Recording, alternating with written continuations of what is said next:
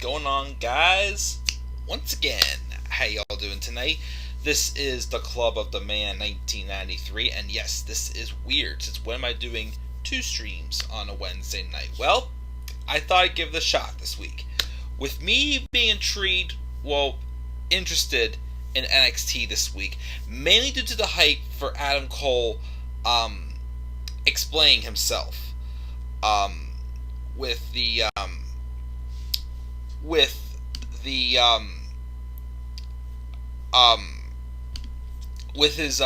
why he did what he did at Takeover Takeover Vengeance Day. Why did he turn on the Undisputed Era? Why is he on his own now? That's what kind of drew my attention. So this week, I tried to flip it back and forth between both AEW and NXT, because both shows I was intrigued to see this week. So, to make life easier for me, I may do that more often. I may try to do this more often for me to, maybe not next week, I don't know, like I said, I'm going to try to do this, that way I can, maybe try to knock out both shows on Wednesday nights. Of course, I'm still hoping for that day where my trivia night returns back on Wednesday night, so maybe I won't be doing this way, but who knows? It's right here, right there, who knows? But we are here live, of course, talking about NXT from the February 24th, 2021 edition of NXT. It took place, as always, at the Capitol Wrestling Center. Now, my one friend told me lately that he believes NXT is a hit or a miss. So was this show a hit or a miss? I came out of this with honestly a mixed bag. There was the biggest thing that I was excited for on this show, again, was Adam Cole and his explanation as to why he did what he did to the Undisputed Era. The rest of the show, most of it didn't really matter much to me. It didn't really. Just a lot of directionless stuff, just some very hokey stuff, especially with the way, dear Lord, I keep constantly saying this, to drill it to the bone, Johnny Gargano does not work as a heel. And this feud he's in with Dexter Lumis now is really going to hammer that point home. I think this is going to put the nail on the coffin for sure, and it's already starting off terrible. And, I'm not, whatever. But we'll talk about the show really quickly because it is past midnight and I should be in bed, but, I am much more energetic to talk about a 2-hour show. No, I'm sorry. I'm much more energetic to talk about two 2-hour shows that are good to decently watchable. Again, NXT, again, like I said, is decent. It's not horrible, but it's not great. But, I can't, again, I'm sorry, Monday nights, I'd be passed out by now. So, yeah, let's actually talk about the show. First, live chat, we got Mark. What's up, Mark? He says, does anybody know what Cole's motivation is for breaking up the Undisputed Era? We still do not know yet. So we'll have to wait and see. And Tyler, of course, says AEW is greater than NXT. That, my friend, is a fact, for sure. So we open up the show with a non-title match between Johnny Gargano and Dexter Lumis. Again, obviously, Dexter Lumis is now stalking the way, being weird, making their lives crazy or whatnot. I don't know. But I watched this match, and I feel like I got out of this exactly, except worse of what I'm expecting. Which we'll get to a backstage segment in a little bit. So, Johnny Gargano took on Dexter Lumis, and Lumis got beat up Johnny most of this match. And there's a spot in the match where Austin Theory is going to try to cause a distraction and attack Dexter Lumis.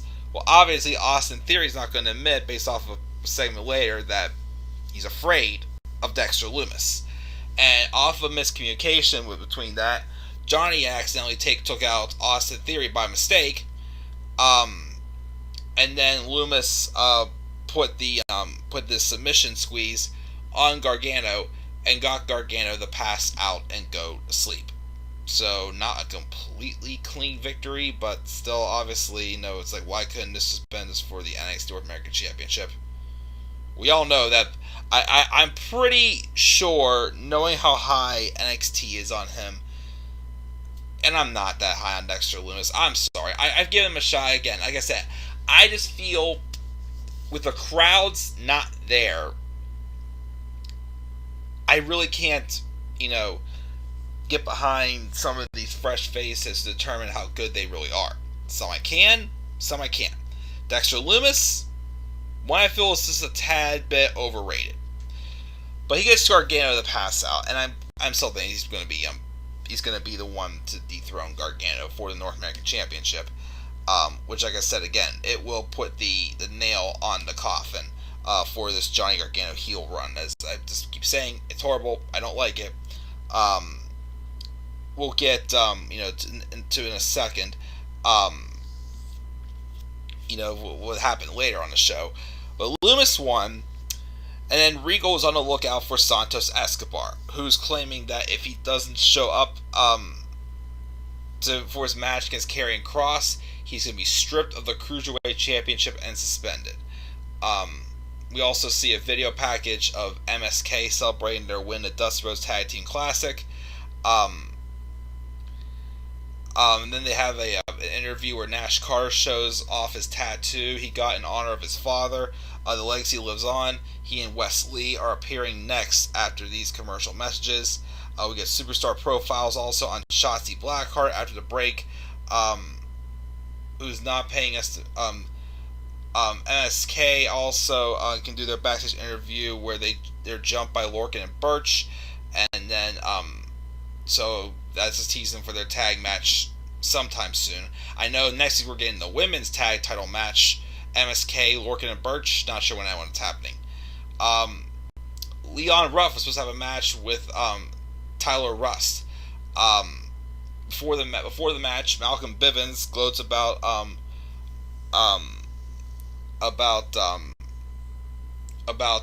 Leon Ruff getting beat up by Isaiah Swerve Scott, and just how great Tyler Rust is before Leon Ruff comes out, and as he was making his entrance, Isaiah Swerve Scott attacks him, and basically says that he's going to keep attacking Ruff, take away his opportunities he's being handed, because Swerve wants opportunities now.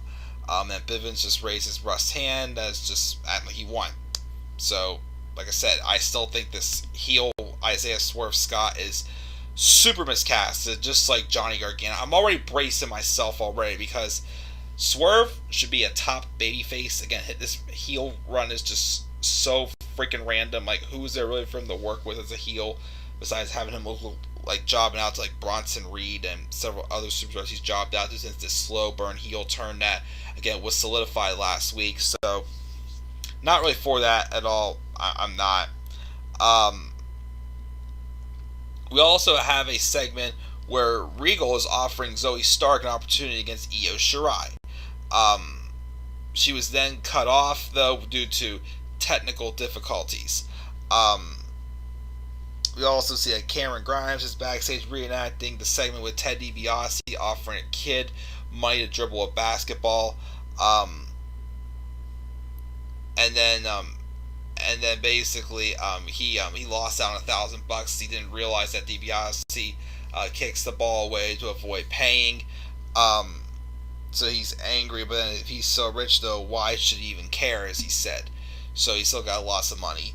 We have our second non-women's championship match. Non-championship match on the show, which was Io Shirai and Zoe Stark. Again, it's obvious that Zoe Stark is already getting a lot of attention online.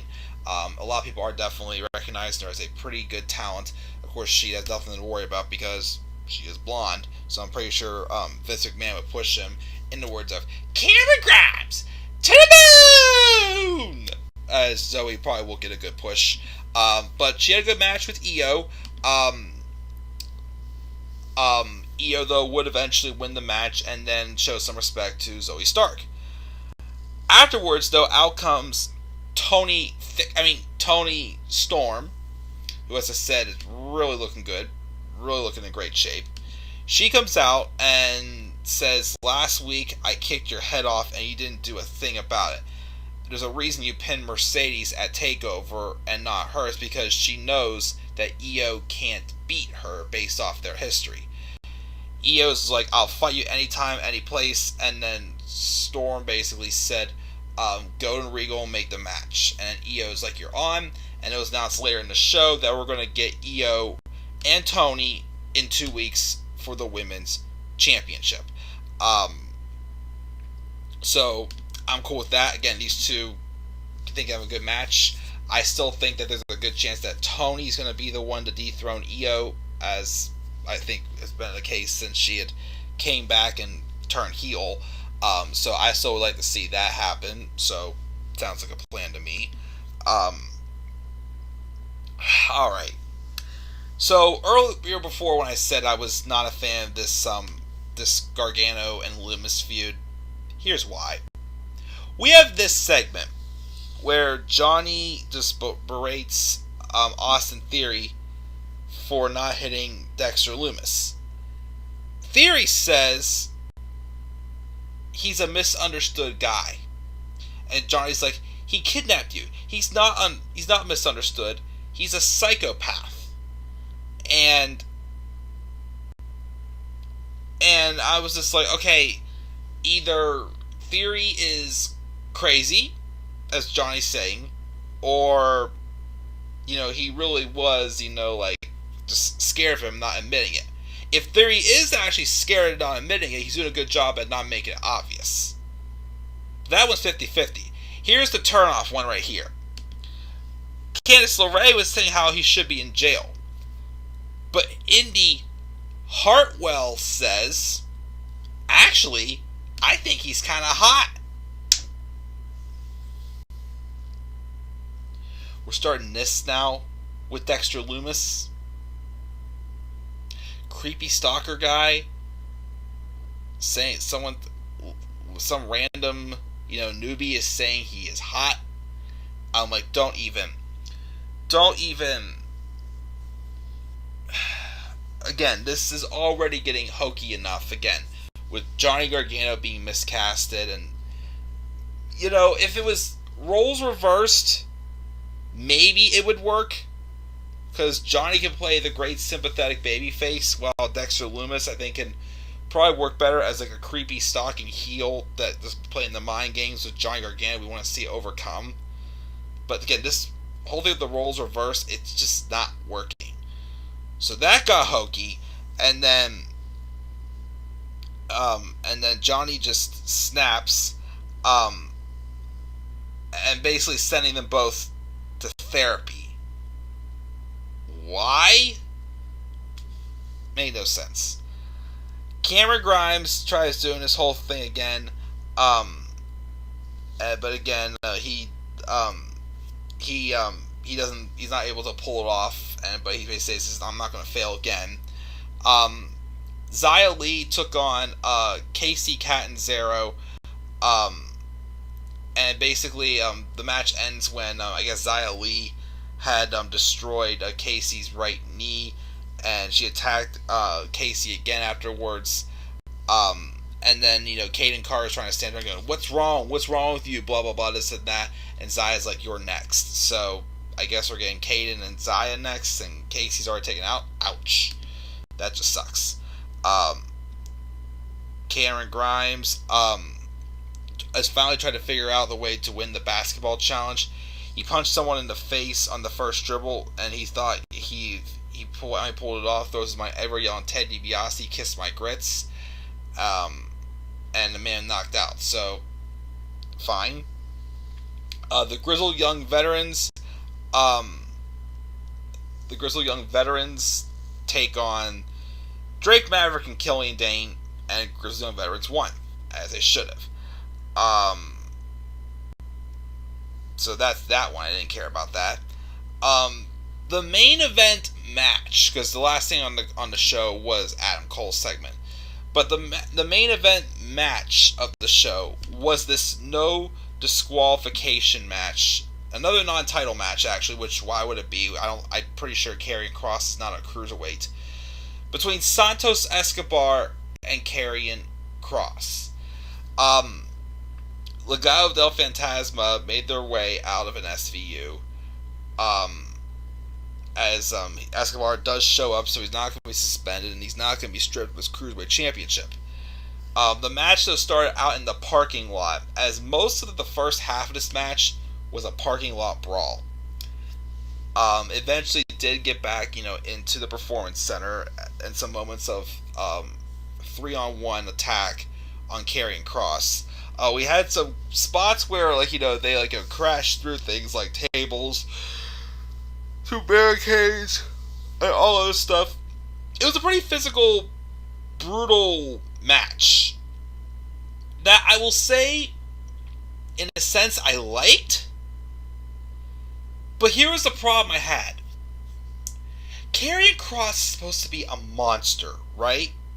First off, again, why is he feuding with Santos Escobar, the Cruiserweight Champion, that they literally have no history with? They literally just walked up to each other and just said, "Fight me," basically, and I'm like, why? I didn't get that. And two, I like Santos Escobar. I mean, he hasn't really shown me as much as I had hoped he would. But my question is, how on earth was he this much of a challenge to Karrion Kross? Yes, we had Raul Mendoza and Joaquin Wilde involved in this match, but really?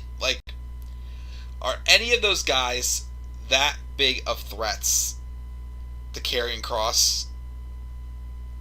And are they turning him face? I'm confused. If they're turning him face, why? Why are we not sticking with making him just a big monster he was supposed to be before he got hurt? And now he just feels like another guy having long competitive matches with guys he should be squashing, like Santos Escobar. So I really didn't get that. Kross eventually wins with an elbow to the back of Escobar's head, and we celebrate afterwards. But like I said, a physical match. It was pretty good. Like I said, I didn't get how Santos Escobar was that much of a challenge to Karrion Kross. You know what I mean? I didn't get that. And then the main event, the show ended with Adam Cole making his way out to answer questions and answer the question of why did he do what he did. He comes out, and he stops and poses for the hard camera, and we see a video wall and seeing what he did with Kyle O'Reilly last week. Dropping him to steel steps. It was announced that O'Reilly's not medically cleared. He's going to be out for 4 to 6 weeks. Cole says he had every intention of coming out here and explaining why he did what he did to Kyle, but after watching that footage, he feels sick to his stomach. Everyone knows the NXT title is important to him, especially gave guys in the Undisputed Era. But he doesn't like who he's become in the last few weeks. He was pissed that Kyle was getting constant opportunities and continued to fail. But that does not excuse his actions. After watching the footage again, he's ashamed of himself. He tells Kyle, "I know you're watching this, and I wish so bad we could have this conversation face to face, man to man, but we can't." And he says how Kyle knows I hate to admit when I'm wrong, but I'm telling you right now, I was dead wrong. Right now, Kyle should be in this ring, but he made a stupid mistake. And he tells Kyle he's sorry, he's going to do whatever in his power to fix this. Damn it, he's going to try doing this, as he said. Roderick Strong, though, comes out. Bobby Fish is out, so we still don't know what Bobby Fish thinks of this. Roderick Strong, though, has been the middleman with this for the past couple weeks. He comes out and he says, Now you feel bad? For 10 days, you didn't let me know what was going on. Why? What you did to us. This whole thing that was built on brotherhood, how we had each other's backs, and just like that, you shattered that trust. He needs him to look at him and understand this. Kyle will heal. When he does, he's going to do things to Cole. He has no idea what it's going to be, but Cole's in trouble. And Finn Balor comes out. shoves Roderick Strong out of the way and he brawls with Adam Cole. Strong comes down to make the save, but then Cole lays out Balor with a super kick, and he gets back in the ring, and Cole says, "You've got to listen to me." And then Strong lays him out with a clothesline. But then Cole's like, no, Roddy, I'm sorry. I don't want this anymore. I want things to be normal. I screwed it all up. And then Roddy's like, what's happening? Strong gets down on one knees, and then they both kind of get emotional. You're like, you're my brother, and I love you. And they have a big hug, and everything looks fine. But then Cole low blows Roddy in right where the sun does not shine, just like Shinsuke Nakamura did when he was the Nutcracker, the king of low blows, as I call him. And Cole starts telling him, "You are stupid," and he rips the chain off of Roddy's neck, and it's a super kick to Strong, laying him out, and that's how the show went off the air. So obviously, a little tease. We got something. I don't know. I guess we still gotta wait and see. I don't know how long they're gonna drag this out now, since of course Kyle O'Reilly's now gonna be out apparently for 4 to 6 weeks, as they mentioned on the show. So didn't get much here other than Cole fooling us. He probably is not sorry, but whatever. That was NXT, guys. I gave it a C+. The stuff with Gargano and Loomis really turned me off. I like the stuff, though, with Io, Zoe, and Tony. The stuff, of course, with Cole, we'll see where it goes. Again, the no DQ match with Escobar and Cross, I'll say, was decent. Like I said, I just don't understand how a guy like Santos Escobar was able to take carrying Cross to the limit like that. That felt like, again, really out of place. And everything else just was what it was to me. I know next week we're going to be getting the women's tag title match between Nia and Shayna and Dakota and Raquel, so I'm definitely interested in that match, and we watch that next week. And then we're going to get Io and Tony in 2 weeks. We'll see how that goes as well, if Io is able to retain. We'll have to wait and see. Mark gave AEW B. Tyler says AEW is nothing, and Mark said, what happened to Cross's submission move, the cross jacket? Yeah. But I don't know. Who knows? It's just NXT is just in a weird stage, as I keep saying. So, till then, guys, who knows? And that's going to do it again, guys. I give NXT a C+. Again, I'm going to try to do this more often, trying to review both shows on one night. Here's my plans for tomorrow. So, as of now, I'm supposed to be going to visit my girlfriend after work. She's not feeling 100% today, so depends on how she feels. I still may go over. I may not be going over. If I don't go over, I did finish the graphics for my next 2 Best of 2020 streams. I was able to come up with 5 best storylines for AEW and 10 best matches for AEW. So I will do one of those, or both, who knows, tomorrow if I come home after work, and it'll go out. If not, then I'll just review SmackDown on Friday, and then try to do 1 or 2 of those streams over the weekend. As again, I'm close now and getting that done. Again, I'm also still trying to get my baseball players all retired, and then while I do other stuff, that's when I start logging in the final stats and whatnot, and get back to those videos again. But again, we'll see where those go. But that's my plan basically for the rest of the week. And of course, I'm going to try to get both my Fastlane and WrestleMania 37 card predictions done. Because like I realized the other night, I am not doing WrestleMania 37 card predictions like 2 or 3 weeks before the show. To me, that's super dumb.